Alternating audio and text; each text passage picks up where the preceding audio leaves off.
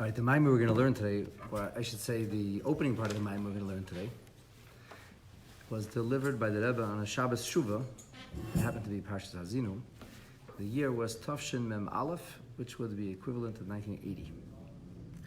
Later on, in 1988, this was edited by the Rabbi. Shuva Yisrael. The Haftorah of this week of Shabbos Parshas Shuva begins with the words Shuva Yisrael, which is from the prophecies of Hosea in the 14th chapter. Return, O Israel, ad Havaya lekecha, unto Havaya your God. And the pasuk goes on and to explain, Ki, because chashalta ba'avinecha, because you have stumbled in your sins.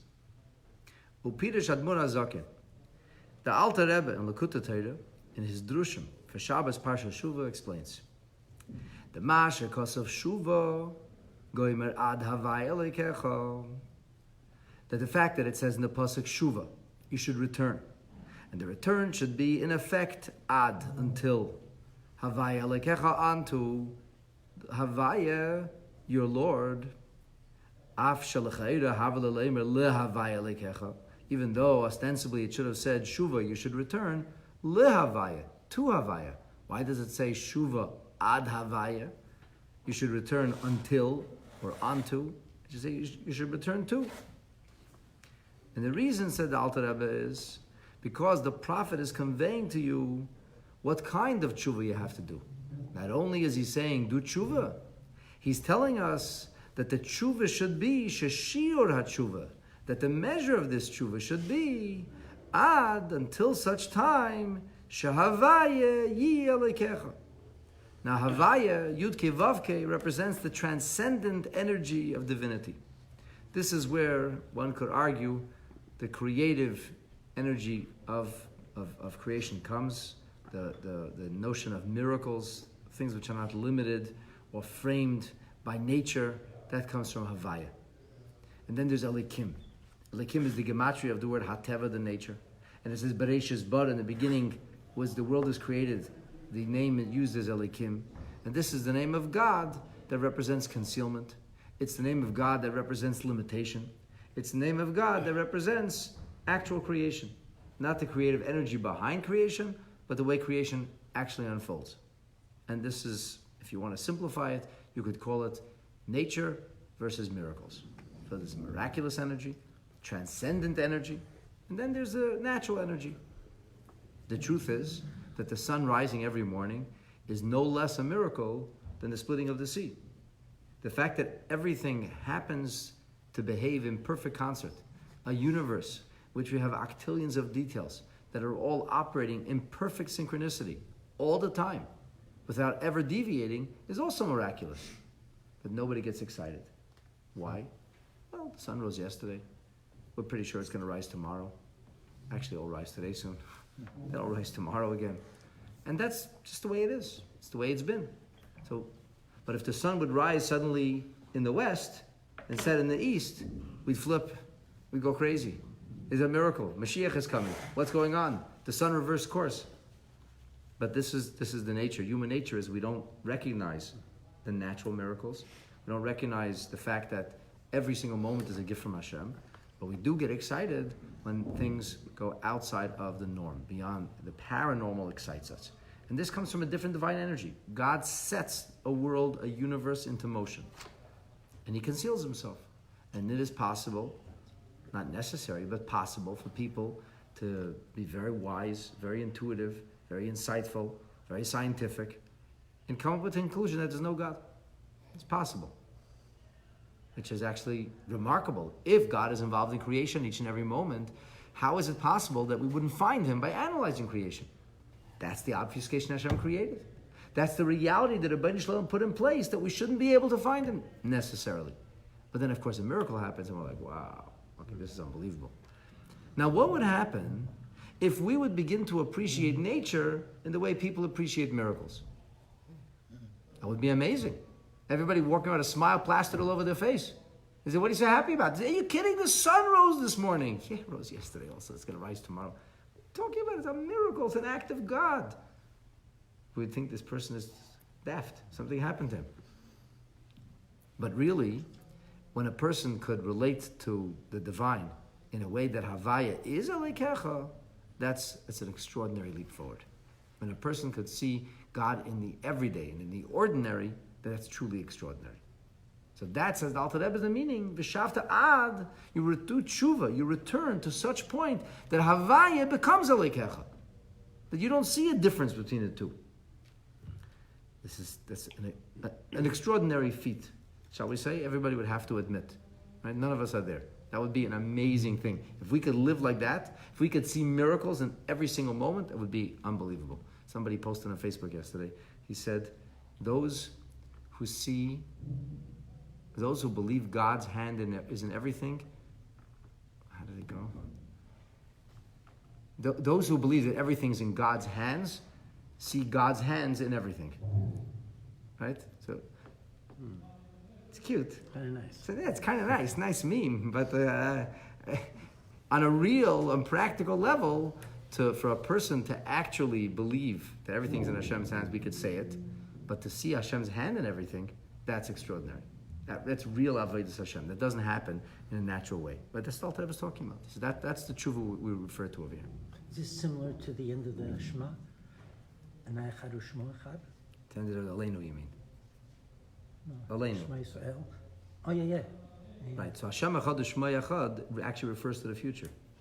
That's how things will be when Mashiach will come. So yeah, you could say it's like living messianically in the present. Right? Like the stories of tzaddikim who lived with such a closeness, such a profound awareness of God that it was like Mashiach came for them. Now here's what we'll all agree. We're going to agree that this is a very high level of avodas Hashem, that achieving such a level of spiritual mastery is a great feat. And that's the problem. The Rebbe says, okay, if you're telling me that this tshuva is such a great thing, we are obviously referring to a Bal Madrega Nailis, a very, very great person of achievement. This is no ordinary level. And a person who could achieve such a level in their tshuva had to have been at an extraordinary level to begin with. Couldn't be a common sinner. A common sinner doesn't do tshuva and all of a sudden Havaya becomes a Likecha. And this is further indicated in the fact that Hosea opens his word not with Shuva Yaakov, which represents the low ebb of our existence as Jewish people, but rather Shuva Yisrael, Israel. This is Hashem HaMayla, which we know that the name Yisrael comes Kisarisa Imelekim Va'anoshim Vatuchal, that the person has literally contended with both divine and mortal beings. But the Rebbe explains that here. Shehu Sar. Yisrael comes to the term that he is a Sar, that he is a master. So the term Sar indicates Srara, mastery, dominion. He's Shoilet. This is a person who's able to control his or her circumstances rather than be controlled by the circumstances. And what does Elikim represent? Elikim represents Helim. Elikim represents concealment. And the koiches shemispashtim imenu. This is the energy that comes forth from that concealment is euphemistically referred to as anoshim. So Yisrael is the one who can contend with the obfuscation, with the smokescreen, with the camouflage, with the darkness, with God's hiding and concealment. He can contend with it. Sarisa, he can be a sar. He can have mastery over the concealment that's represented by Elikim and Anosha, which are the extension of that. That's the deeper mystical meaning, the spiritual way we read the concept of Yisrael. So the Rebbe says, okay, so if that's what we're talking about a person as a master over Yisrael. A Yisrael is a master over Elikim. And Anoshim, he can contend with the darkness. Instead of being inundated and controlled by the darkness, he's able to transcend the darkness. He's in control of his circumstances. Then in that case, how would he have sins? How would that person have inequity? So you're going to say, well, tshuva is not only for people who sin. Tshuva is loirak alavedes. Tshuva is not only for sins. It's not really repentance. Tshuva means to return. It means lahashiv nafshel u'mekayda v'sharsha. It means to take the soul back to its source. As the pasuk states, "V'haruach tashov el ha'elikim asher nesana," as the pasuk in Kehela Shlomo HaMelech says, that the spirit returns to the God who has given it. The tshuva zoi higam b'tzadikim gemurim, to return to sender, to go back to the original level where the neshama was prior to its descent, is something that even a tzaddik could achieve. So what's the problem?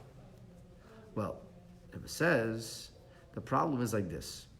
The problem is the pasuk says Shuva Yisrael ad Havaya lekecha, and the pasuk makes the case. The verse, the prophet makes the case. Why should you do tshuva? Because chashalta b'aveinecha, because you stumbled in sin. So please don't tell me that tshuva is not only for people who are connected to sin, that tshuva is also relevant and meaningful for tzaddikim. But the pasuk clearly says Shuva Yisrael because chashalta b'aveinecha. And this is giving us pause. If the tshuva is so lofty, if we're talking about the kind of tshuva that it's ad havaya, becomes elekecha, if we're talking about the kind of tshuva that's effective for a Yisrael, for a sar, for a person who has dominion and mastery over the concealment, then what's kind of chashalta b'aveinecha? He stumbled in his sins? How could that be? How could a person like that rebel against Hashem? How could a person like that slip, trip, and soil themselves? We have to understand mamsha because of what continues in the pasuk. It says take things v'shuvu el havaya, and come back to havaya. So what's the question? You open the pasuk and you said shuva yisrael ad havaya lekecha, come home and do tshuva. And then the second pasuk, part of the pasuk says take things with you. We don't know what those things are right now, but take things. And what should you do? V'shuvu ad havaya. We just said shuva. Why are you saying it again? Shuva Yisrael and shuva. Why do you have to have the v'shuvu a second time? You said shuva Yisrael ad havaya. Now you're saying v'shuvu. V'shuvu is and. It seems to indicate something else. In addition to the idea of shuva Yisrael, you should also be v'shuvu el havaya. I'm already shuva ad havaya. Why'd it have to be shuva el havaya? Shuva Yisrael ma moisef. So what are these things I'm taking? Go and do tshuva. Okay, now take things and do tshuva. You just told me that. What's the point of taking things and doing the same thing all over again? How did Einstein say? Insanity is doing the same thing and expecting different results. You already did it. No, but now take things and do it again. I did it already. Gam tzarich l'haven. Afterwards, later on in the pasuk, we have to understand it says, Amru elav kol tisa oven. Kol tisa oven means the God who bears all inequity. And the Rebbe says that amida v'bakasha tisa oven, this verbiage, it's actually a request. Tisa oven, God should bear inequity, carry sin. It's also connected to tshuva. As the Rebbe points out, that in the Tzemach Tzedek's mitzvahs v'di tshuva, it says that the main thing of tshuva is azivus hachet, letting go of sin, v'havidui, and confession, ubakashas mechila, and the request, the asking of forgiveness. So here it says that it's like you're asking God. It's a bakasha. Tisa oven, God should bear the inequity, should carry the sin. In other words, God, get past it. Please don't hold this against me. Don't keep this on my account. No, let's ignore this. Let's just move on. So from this it seems after we did Shuva Yisrael, and then we did Shuva al Havaya, and now we need to do Shuva yet a third time, and now we need to ask God, please God, can you carry the sin? The first time and the third time, the tshuva comes along with a mention of sin. The second time mentions no sin at all. And why is this? So, as I mentioned, we're not learning a whole Maimer, unfortunately. But the Nekudas Habir, just a kernel of the explanation. Nekudas Habir Bezed, the kernel of the explanation, can be based on what is explained in Likutei Torah. Not in the Maimarim of Shabbos Shuvah, but in Parshas Balak. That over there in Parshas Balak, the Alter Rebbe says that the b'tshuva yesh gimel bechinos.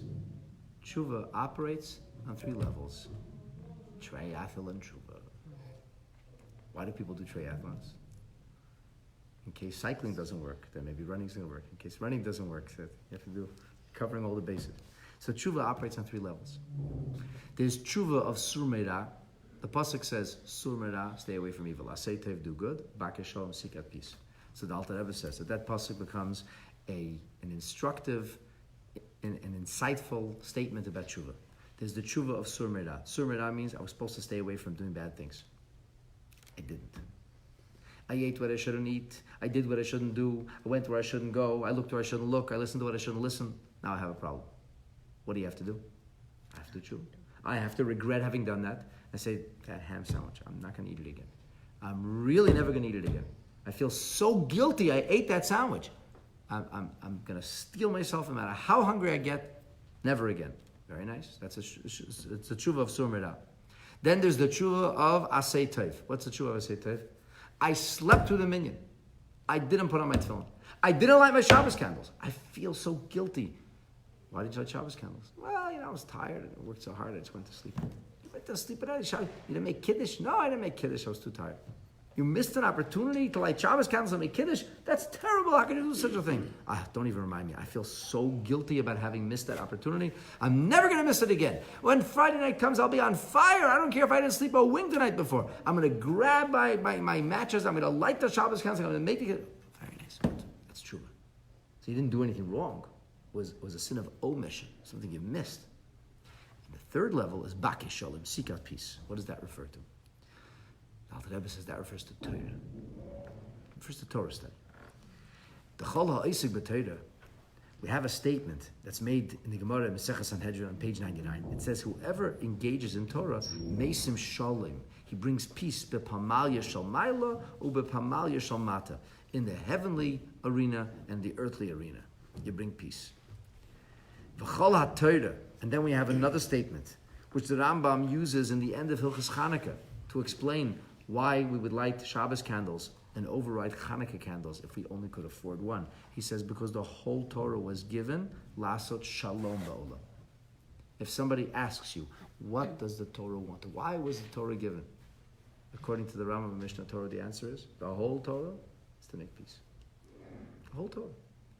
To create balance, equanimity, a synergy in the world.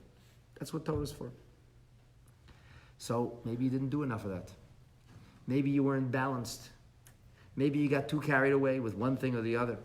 And you have to have that balance. And Torah gives us that balance. And Torah enables us to make peace with everything. And to find a way to create harmony everywhere. So if somebody didn't do that, he has to do tshuva there too. The Rebbe says that these three different types of tshuva that the Alter Rebbe speaks about in Lakota Torah and Pashas Balak are actually then alluded to in the pasuk here. Shuva Yisrael, first volley of tshuva. V'shuvu, second level of tshuva. Imruei love, kol tisavin, the third level of tshuva. And this is how it goes.